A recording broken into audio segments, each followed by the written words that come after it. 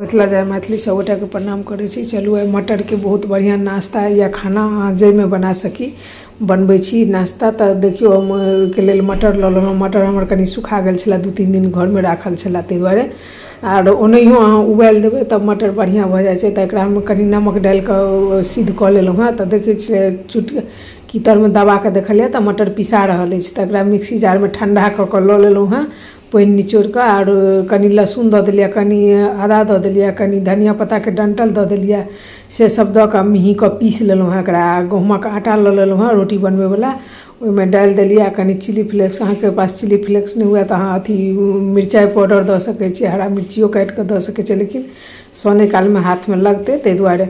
आ कनी हींग दऽ देलिए, स्वाद के हिसाब से नमक, धनिया पत्ता, सरसों तेल दऽ कऽ मिला लेलहुँ हँ बढ़िया से। पहिने तहन पानि जते जरूरत पड़लै ताहि हिसाब से पानि दऽ कऽ आटा के बढ़िया से सानि लेलहुँ हँ। सानि कऽ आ 5 मिनट रेस्ट पर राखि देने छलिए। ताहिके बाद पराठा बनाना चालू केलहुँ हँ।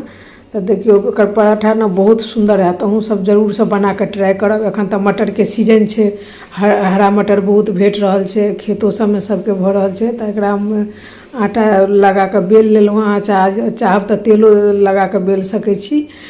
और बेल कऽ हम एकरा तेल से सेकै छी, रिफाइन तेल से। अहाँ सब चाही तऽ घी बटर जे के सेकबाक हुए पराठा सेक लेब।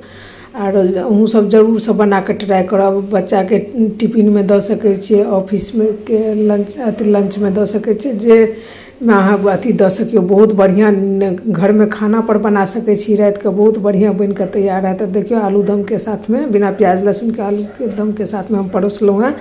अहाँ सबके यदि वीडियो हमर कनिको नीक लागे तऽ प्लीज लाइक सब्सक्राइब जरूर से करब, शेयर करब। Thank U.